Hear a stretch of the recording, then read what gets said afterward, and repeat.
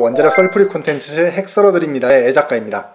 제이초입니다. 저희가 지난 연도 때 이제 콘텐츠 진행할 때 같이 했었죠. 우리 채널의 초창기의 영상에는 제가 직접 많이 출연을 했었죠. 네. 창립 멤버죠. 아, 그쵸. 창립 멤버입니다. 그리고 이제 도망치셨죠.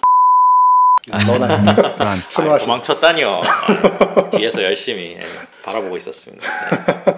저희가 오늘은 할 이야기가 어떤 이야기인지 소개 부탁드리겠습니다. 지금 현재 고준위 방패물에 관련된 특별 법안이 지금 계류 중에 있습니다. 그래서 관련해가지고 이 법안이 어떤 내용을 포함하고 있는지, 이게 왜 중요한지에 대해서 썰을 한번 풀어보고자 오랜만에 나왔습니다. 그렇죠. 방패장 이야기하면 사실 원자력 업계에서는 언급하기 힘들 정도로 좀 어려운 이야기죠. 그렇죠. 굉장히 좀 까다롭고 이제 아무래도 이제 주민 수용성 관련돼서 다루기 껄끄러운 내용이다 보니까 사실 좀 등한시한 부분도 많이 있죠, 원자력계에서. 그런데 이제는 더 이상 우리가 미룰 수 없고, 이거는 우리가 빨리 돌파구를 마련해서 우리가 앞으로 장기적으로 원전을 이용하는 데 있어서 문제가 없도록 우리 원자력계가 앞장서서 해결해야 될 문제이죠. 그렇죠. 요약하자면 굉장히 시급한 문제다. 그렇죠. 가장 먼저는 사용 해결료가 무엇인지 그 정의에 대해서 일단 설명 좀 부탁드리겠습니다. 단어 자체에 다 포함이 되어 있다고 보면 될 것 같아요. 사용 후 해결료라는 것이 결국에는 해결료를 원자로 내다가 장전해가지고 태우게 되는데, 이걸 다 태우고 나면은 꺼내게 될 거란 말이죠. 이 다 쓰고 꺼낸 핵연료를 사용 후 해결료라고 하는 겁니다. 그럼 이거랑 처음에 설명하실 때 고준위 방패물이라고 하셨는데, 고준위 방패물과 사용 후 해결료는 어떤 차이가 있는 건가요? 사실상 같은 걸 말하는 겁니다. 크게 다른 건 없고요. 우리가 방사성 폐기물을 고준위 방패물, 중준위, 저준위 방패물 이런 식으로 이제 나눠져 있습니다. 어떤 열 발생량이라든가 반감기라든가 방사능 농도라든가 이런 다양한 기준에 의해서 우리가 중저준위 또 고준위 이런 식으로 나눠져 있는데, 사실상 고준위 방패물이라 하면은 사용 후 해결료라고 생각하시면 되겠습니다. 그러면 이 사용 후 해결료가 얼마 정도 위험한 건지 말씀 부탁드리겠습니다. 사용 후 해결료에서 나오는 방사능 수치는 일단 기본적으로 높습니다. 높을 수밖에 없고요. 다만 이것을 안전하게 보관하면 문제될 것이 하나도 없습니다. 예를 들면은 현재 우리나라에서 생산한 대부분의 사용 후 해결료는 수조 안에 담겨져 있거든요. 물 안에 담겨져 있는데, 물에 담가 놓기만 하더라도 방사선이 물 밖으로 거의 탈출을 못합니다. 물 안에만 넣어놔도 이게 충분히 다 차폐가 되기 때문에 사실상 그 수조 주변에 그 인력들이 이렇게 왔다 갔다 할 수 있을 정도로 문제가 되지 않을 정도의 그런 수치라고 생각하시면 되겠습니다. 특별히 방호복 입지도 않고요? 겉에다 걸치긴 하는데 어떤 먼지라든가 다른 게 묻지 않도록 입는 것이지. 방진복 정도? 그쵸. 이게 어떤 방사선을 막아주고 이런 개념은 아니라서 사실상 사람이 그 주변에 그냥 막 돌아다닌다고 생각하시면 되겠습니다. 우리가 크게 보관을 둘로 나누자면은 습식 저장 시설이 있고 건식 저장 시설이 있습니다. 현재 우리나라에선 대부분 이제 습식 저장으로 되어 있는 게 대부분이고요. 물속에 그냥 담가 놓는 겁니다. 뉴스나 매체에서 보도되기로는 이게 원자력 발전소 안에 이게 배치가 돼 있다고 들었는데, 발전소마다 습식과 건식이 다 따로 돼 있는 건가요? 그냥 그때그때 다른 방식으로 짓나요? 아니면 다 이렇게 통일된 방식으로 짓게 돼 있나요? 원전을 지을 때는 기본적으로 습식 저장 시설이 같이 지어집니다. 그래서 습식 저장 시설은 그냥 원자로에서 다 쓴 연료를 꺼내고 새로운 연료를 장전할 때 원자로를 이제 뚜껑을 열고 이제 물을 꽉 채웁니다. 다 쓴 해결료를 뽑아낼 때 이 해결료가 항상 물 아래에 있도록 그 통로를 쭉 원자로에서부터 옆에 있는 습식 저장 시설까지 쭉 통로를 다 뚫어놨습니다. 그리고 그거를 물로 다 채워가지고 얘가 물 밖으로 꺼내면 이제 방사능 농도가 이제 확 올라갈 수 있기 때문에 물 속에 계속 이거를 넣어서 이동시키는 게 중요하기 때문에 이걸 물을 채워서 해결료를 뽑고 물로 냉각을 시키면서 그렇게 이제 보관을 하게끔 대부분의 원전이 이제 그런 식으로 지어져 있습니다. 우리 물로 운영하는 경수로가 대부분 그렇습니다. 다 습식 저장을 하고 있고, 일부 지역에서는 이거를 건식 저장을 만들어가지고 건식 저장 시설로 옮겨놓은 데가 예를 들면 경주 월성이라든가 이렇게 몇몇 부지에서는 그렇게 운영을 하고 있습니다. 그러면 고준위 방패물을 저희가 이렇게 저장을 한다고는 치는데, 저장소에 들어가서 그냥 거기에서 영원히 잊혀지는 건 아니잖아요. 얼마만큼 동안 보관을 하고 차폐를 해야 되는지 기준이 있다면 어떤 기준이 있는지 좀 말씀해 주시면 부탁드리겠습니다. 우리가 폐기물을 처분했을 때 이 방사능 농도가 시간에 따라서 반감기에 따라서 계속 반으로 줄어들고 해서 방사능 농도가 어느 정도 수준 이하로 떨어져야지 기준을 만족한다라는 그런 기준들이 있는데, 대부분 우리가 기준으로 삼는 게 천연 우라늄의 방사능 농도를 기준으로 많이 삼습니다. 그래서 이 사용 후 해결료의 방사능 농도가 천연 우라늄 수준으로 떨어지는 때까지를 기준으로 잡으면은 약 10만 년 정도가 소요가 됩니다. 그런데 사실 우리가 10만 년에 우리가 지레 겁먹을 필요가 없는 게, 방사능이라는 것이 반감기가 짧으면 짧을수록 셉니다. 그냥 빨리빨리 이게 분기를 하면서 방사선을 많이 내뿜기 때문에 반감기가 짧은 애들이 오히려 더 세고, 반감기가 긴 친구들은 또 반대로 엄청 느리게 분기를 하기 때문에 방사선도 엄청 천천히 내뿜거든요. 그렇기 때문에 우리가 반감기가 긴 친구들은 너무 길면은 크게 걱정할 필요가 없고, 또 짧으면은 빨리빨리 분기를 해서 위험할 수도 있는데, 이게 조금만 차폐를 잘 해놓고 조금만 기다리면 다 없어지거든요, 얘네들은. 결국에 요 중간 영역대에 있는 애들이 제일 중요합니다. 약 한 반감기 한 30년 정도 되는 애들, 요런 애들이 이제 제일 문제가 되는 건데, 요런 애들이 다 없어지는데 필요한 기간이 한 300년 정도입니다.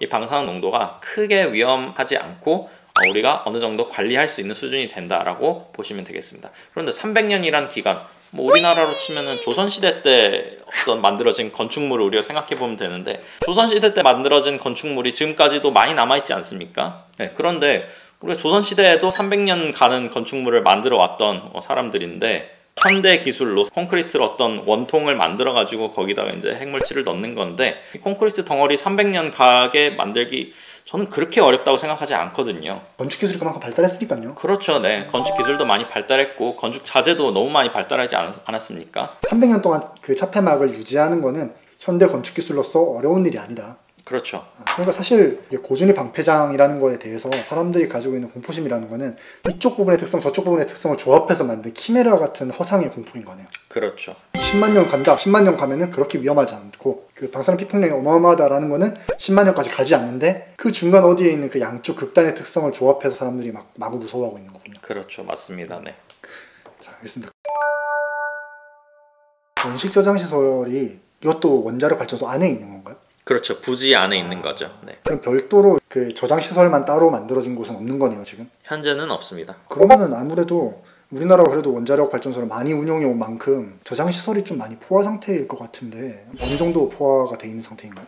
현재 지금 이게 부지마다 다른데, 새로 지어진 부지는 한 30%대 정도 포화되어 있다라고 볼 수 있는데, 지금 오래된 부지 같은 경우에는 지금 80%를 넘어서 지금 거의 90%에 임박할 정도로 거의 꽉 차 있다고 보시면 되겠습니다. 그렇기 때문에 이게 진짜 시급한 문제고, 이거를 빨리 해결하지 않으면은 원전을 더 이상 가동하지 못하는 수순까지 밟을 수 있는 심각한 문제입니다. 근데 요거를 우리가 해결할 수 있는 방법이, 아까 제가 습식 저장과 건식 저장 두 가지 방법이 있다고 했는데, 여기에 나와 있는 포화 시점들은 다 습식 저장서를 기준으로 우리가 산정한 값이거든요. 우리가 건식 저장을 할 수 있는 방법만 우리가 좀 추진을 하더라도, 이 시점은 우리가 굉장히 많이 미룰 수 있습니다. 따로 저장소를 건설하지 않아도 지금 있는 발전소 부지 내부에 건식 저장소만 건설해도 어느 정도 해소가 된다. 그렇죠. 원자력 발전소 안에 이미 부진이 있는 거면 거기에 추가로 뭔가를 건설하는 것도 지금 법안으로 막혀 있는 건가요?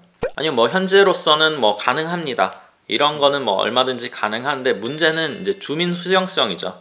최종 처분장에 대한 계획이 없는 상태에서 너네가 이거를 부지 내에다가 이걸 건식 저장해서 놓는다고 하면은, 이거 최종 처분장 안 만들고 여기다가 100년, 1000년 그냥 우리 지역에다 계속 냅둘 거냐. 그렇게 될 것을 주민들이 우려하기 때문에 최종 처분장에 대한 계획이 빨리 나와야 된다. 그러면은 별도의 사용 후 해결 고준위 방패장을 건설하는 것에 대해서 어떤 문제점이 있고 어떻게 계류되어 있는지 한번 설명 부탁드리겠습니다. 사실상 이것도 주민 수용성이 가장 큰 문제라고 볼 수 있겠습니다.